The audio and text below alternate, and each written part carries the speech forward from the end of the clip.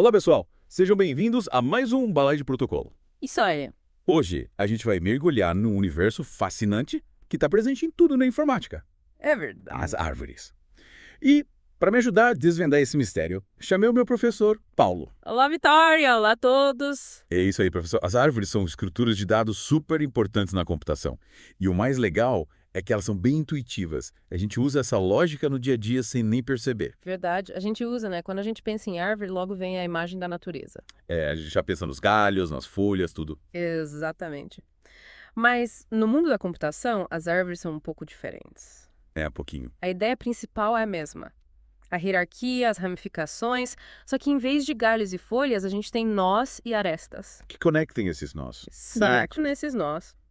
Imagina, por exemplo, a estrutura de pastas no seu computador. Ah, A pasta principal seria a raiz da árvore. a raiz. E cada subpasta seria um nó, Tá. conectado à pasta principal por uma aresta. Entendi. E dentro de cada subpasta podem ter mais subpastas, formando tipo galhos menores, né? Isso mesmo. E essa estrutura, com o nó principal e outros nós conectados a ele, é o que a gente chama de árvore na computação. E o material que a gente separou para hoje, um trecho de um livro sobre estruturas de dados, usa um exemplo bem legal para ilustrar isso: a categorização de veículos. Categorização de veículos, tipo carros, motos, caminhões. Exatamente. Imagina que a palavra veículo seja a raiz da nossa árvore. Dela partem ramificações como carros, motos e caminhões. E dentro de cada categoria, a gente pode ter outras subcategorias. Focados esportivos. Isso, carros esportivos, carros populares, motos de trilha, caminhões baú e assim por diante. Nossa, como se fosse um mapa mental gigante com todas as categorias e subcategorias de veículos. Perfeito. É como se fosse um mapa mental gigante e cada ponto de informação, como carro ou moto, é o que a gente chama de nó. Uhum. E cada nó pode ter filhos, que são as subcategorias. Sim. E também um pai, que é a categoria acima. O carro é filho de veículo e pai de carro esportivo. Faz sentido. Exatamente. E a raiz, no caso o veículo, é o único nó que não tem um pai. Certo. Ele é o topo da hierarquia. E qual a vantagem de usar essa estrutura de árvore na computação? Parece meio complicado organizar tudo assim. Na verdade, essa estrutura facilita muito a vida dos programadores. Imagina que você precisa buscar informações sobre um tipo específico de veículo, por exemplo, um carro esportivo. Com a estrutura de árvore, você consegue ir direto ao nó carro esportivo, sem precisar percorrer toda a lista de veículos. Ah, entendi. É tipo quando a gente procura um arquivo específico no computador. É isso aí. A gente vai na pasta certa e acha o arquivo rapidinho, sem precisar abrir todas as pastas. Exatamente. E essa é só uma das vantagens das árvores. Elas também são muito eficientes para inserir Aham. e remover informações. Porque a gente só precisa atualizar os nós relacionados à informação que a gente quer mudar. Isso. Então, usar árvores na computação é como ter um sistema de organização super poderoso. Exatamente. E essa organização é fundamental para que os computadores consigam processar e armazenar grandes quantidades de dados de forma eficiente. Mas e essa história de árvore binária que o material menciona é algum tipo especial de árvore? Sim, Vitória, a árvore binária é um tipo específico de árvore em que cada nó pode ter no máximo 2 filhos, um à esquerda e outro à direita. Imagina que a gente está organizando números em uma árvore binária. Tá. O número menor sempre vai para a esquerda e o número maior para a direita. Tipo, se a raiz for número 5, todos os números menores que 5 vão para a esquerda e os maiores para a direita. É isso. Exatamente. E essa característica faz com que as árvores binárias sejam muito eficientes para armazenar e buscar informações. Por exemplo, se a gente quer encontrar o número 3 na nossa árvore, a gente sabe que ele vai estar na subárvore à esquerda da raiz, porque 3 é menor que 5. Nossa, isso parece bem útil para organizar dados.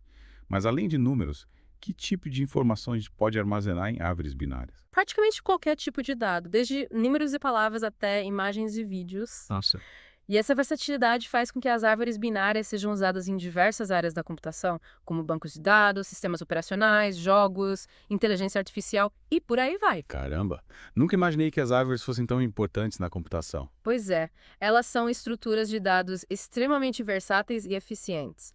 E o legal é que a gente pode usar diferentes tipos de árvores para resolver diferentes problemas. E além da categorização de veículos, o material dá algum outro exemplo de como as árvores binárias são usadas na prática. Com certeza. Um exemplo bem legal é a estrutura de documentos HTML, Ah, que a gente usa para criar páginas da web.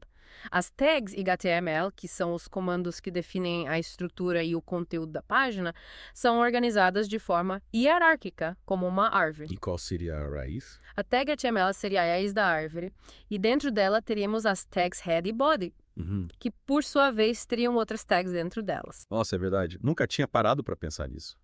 Mas faz todo sentido, já que a página web é toda estruturada em blocos de conteúdo, uns dentro dos outros. Exatamente. E essa estrutura em árvore facilita muito a vida dos navegadores web, que são os programas que a gente usa para acessar as páginas. Com a estrutura em árvore, o navegador consegue processar o código HTML da página de forma eficiente e exibir o conteúdo corretamente na tela. Então, basicamente, as árvores estão por trás de tudo na internet. De certa forma, sim. Elas são estruturas de dados fundamentais para a organização e o processamento de informações. E isso se aplica a diversas áreas da computação, incluindo a internet. Que legal. E o material se aprofunda em algum tipo específico de árvore binária. Ele menciona árvores de busca binária, que são um tipo especial de árvore binária que facilita muito a busca de informações. E também fala sobre árvores AVL e árvores rubro-negras, que são estruturas de dados mais complexas, mas que garantem que a busca de informações seja sempre eficiente, mesmo quando a árvore tem muitos nós. Nossa, quanta coisa para aprender. Parece que o mundo das árvores é bem vasto. Com certeza. Mas não se preocupe, a gente vai explorar tudo isso com calma, passo a passo.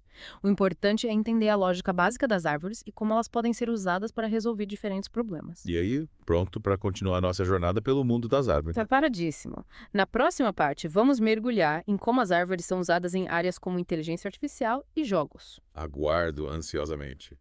Até a próxima, pessoal. E aí, Vitória? Pronta para continuar nossa aventura pelas árvores? Sim, ó. Hoje a gente vai ver como elas são usadas em áreas que parecem até mágica.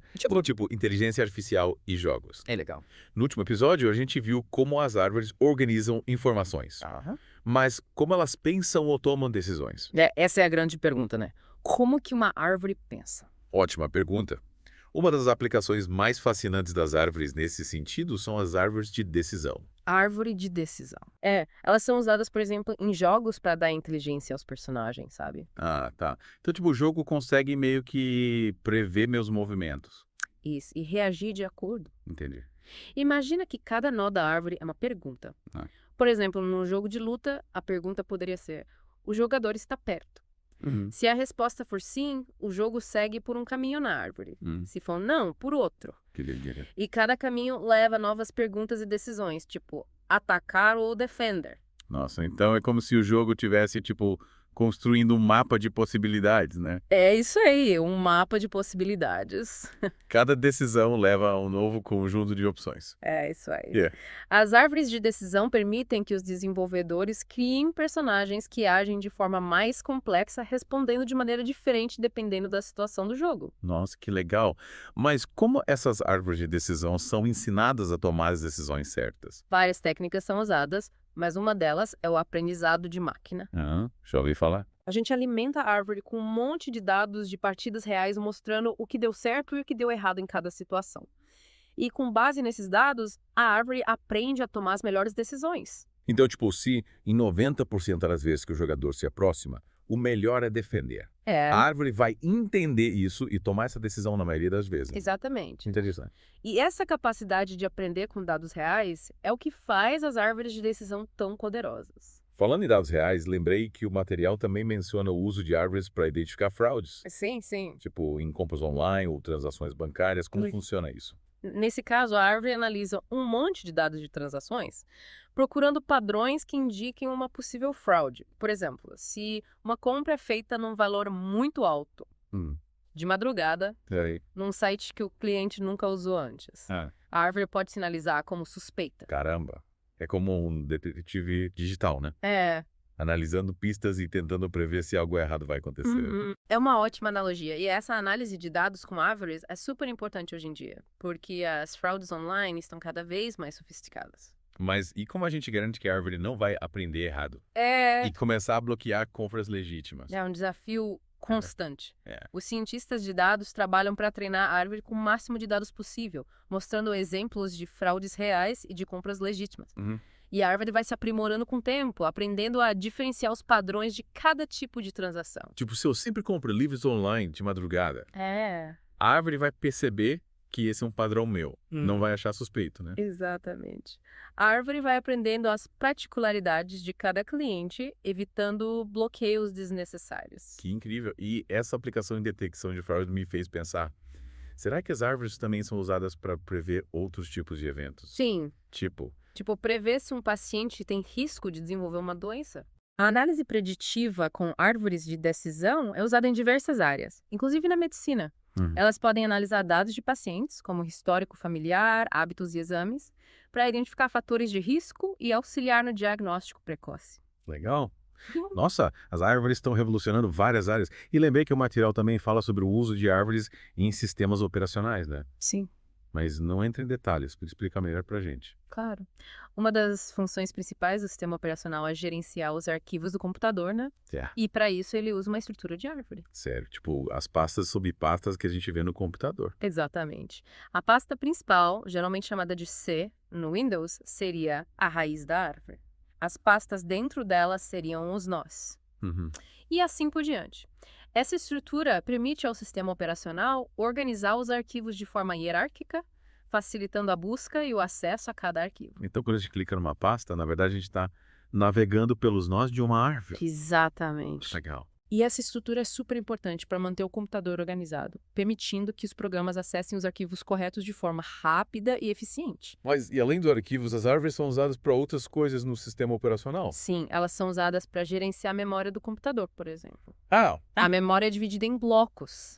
E a árvore ajuda a controlar quais blocos estão livres e quais estão sendo usados pelos programas. tipo, para evitar que um programa invada o espaço de outro e cause um erro. Isso mesmo. A árvore garante que cada programa tenha acesso à memória que precisa sem conflitos. Nossa, as árvores realmente são multitarefas. Ah. Gerenciam arquivos, memória e o material ainda fala sobre gerenciamento de processos, né? Sim. Os processos são, basicamente, os programas que estão rodando no computador. E a árvore ajuda a controlar a ordem em que eles são executados, a quantidade de recursos que cada um usa e a comunicação entre eles. Nossa, que complexo. É como se a árvore fosse um maestro coordenando a orquestra de programas que rodam no computador. A árvore garante que tudo funcione em harmonia, sem travamentos ou conflitos. Exatamente. E a gente nem percebe todo esse trabalho complexo acontecendo por trás das telas. Esses mergulhos nos bastidores da computação são fascinantes. Pois é. E a gente ainda vai se aprofundar mais. Na próxima parte, vamos ver como as árvores binárias são implementadas em código usando a linguagem Python. Prepare-se para desvendar os segredos da programação. Aí sim, já tô ansioso. Até a próxima, pessoal. Ah. E aí, pessoal, de volta para a última parte do nosso mergulho no mundo das árvores. Nos episódios anteriores, a gente explorou como as árvores organizam informações e até ajudam a tomar decisões. É verdade. Agora, com a ajuda do Paulo, a gente vai descobrir como essa mágica toda acontece na prática, É isso aí. através da programação. Exatamente, Vitória. E para essa aventura no código, a gente vai usar Python, Python. uma linguagem bem amigável para iniciantes. Legal. O legal é que a gente pode representar a estrutura da árvore e suas operações de forma bem intuitiva. Lembrando que a gente está falando de árvores binárias, né? Isso. Onde cada nó pode ter no máximo 2 filhos. Certo. Mas como a gente traduz isso para Python? Imagina que cada nó da nossa árvore é como uma caixinha. E dentro dessa caixinha, a gente guarda a informação principal, que a gente chama de rótulo. Rótulo? Hã? Além do rótulo, a gente precisa saber quem são os filhos desse nó, certo? Sim. A gente precisa saber quem são os filhos. Tipo, se a gente está no nó com o número 5, a gente precisa saber qual nó está à esquerda com o número menor e qual nó está à direita com o número maior. Isso aí. Em Python, a gente pode usar uma classe para criar essa caixinha. Então tá. A classe vai ter um atributo para guardar o rótulo e outros 2 atributos para guardar as referências para os filhos. Um para a esquerda e outro para a direita.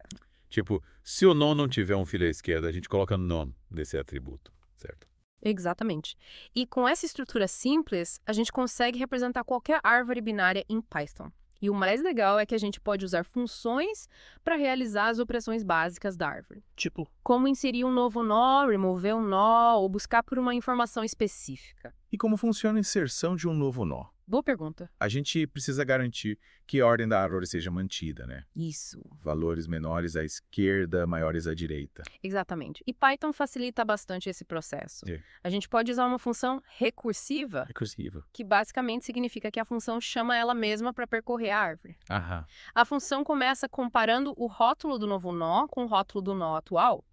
Se o novo rótulo for menor, a gente vai para a subárvore da esquerda. Se for maior, vai para a subárvore da direita.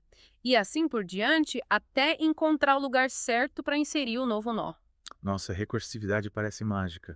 É tipo um labirinto que a função vai percorrendo até encontrar a saída. É uma ótima analogia, Vitória. A função vai se perdendo na árvore até encontrar o lugar certo para inserir o novo nó, sempre mantendo a ordem da árvore. E depois de inserir o nó, a gente só precisa atualizar as referências dos nós. Tipo dizer para o pai do novo nó quem é o seu novo filho. Ah, entendi. Então, inserir um novo nó é como adicionar uma nova peça no nosso quebra-cabeça, garantindo que ela se encaixe perfeitamente na estrutura da árvore. Exatamente. E a gente pode fazer o mesmo para remover um nó. Aham. A lógica é parecida, mas a gente precisa analisar alguns casos especiais. Tipo, o que fazer se o nó que a gente quer remover tiver filhos? Ah, entendi. Lembro que no episódio anterior a gente falou sobre encontrar o sucessor nesse caso, né? Isso mesmo. Se o nó que a gente quer remover tem 2 filhos, a gente precisa encontrar o sucessor, que é um nó com o menor valor na subárvore direita. Aí a gente remove o nó original e coloca o sucessor no seu lugar, mantendo a ordem da árvore.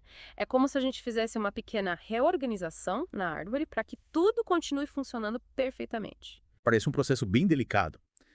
Mas com a ajuda do Python, a gente consegue fazer isso de forma mais simples, né? Com certeza. Python abstrai bastante da complexidade, permitindo que a gente se concentre na lógica da operação. Legal. E além da inserção e remação, a busca por informações também é uma operação fundamental em árvores binárias. E como a busca funciona? A gente precisa percorrer a árvore inteira para encontrar o que a gente procura. Não necessariamente. A estrutura da árvore binária, com valores menores à esquerda e maiores à direita, permite que a gente faça uma busca muito mais eficiente. Como assim? A gente começa na raiz e compara o valor que a gente está buscando com o rótulo do nó. Se for igual, bingo, encontramos o que queríamos. E se não for igual? Se o valor que a gente busca for menor que o rótulo do nó, a gente vai para a subárvore da esquerda. Se for maior, vai para a direita. E assim por diante, até encontrar o valor ou chegar no nó que não tem o filho que a gente precisa, o que significa que o valor não está na árvore. Então, a cada passo, a gente vai eliminando metade da árvore. Bem mais rápido do que procurar uma lista enorme, né? Exatamente. E essa eficiência na busca é uma das grandes vantagens das árvores binárias.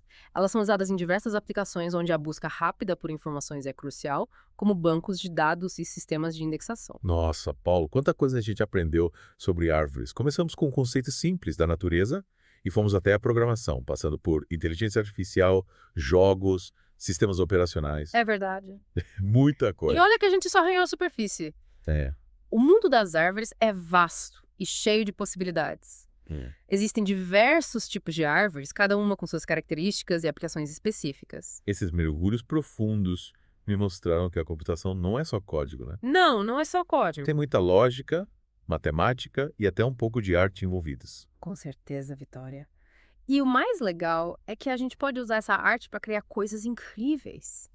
Desde programas simples até sistemas complexos que impactam o mundo. Valeu, Paulo, por desvendar os mistérios das árvores pra gente. De nada. E para quem ficou curioso para aprender mais, o material que a gente usou tem várias dicas de livros e sites. Isso aí. Isso aí.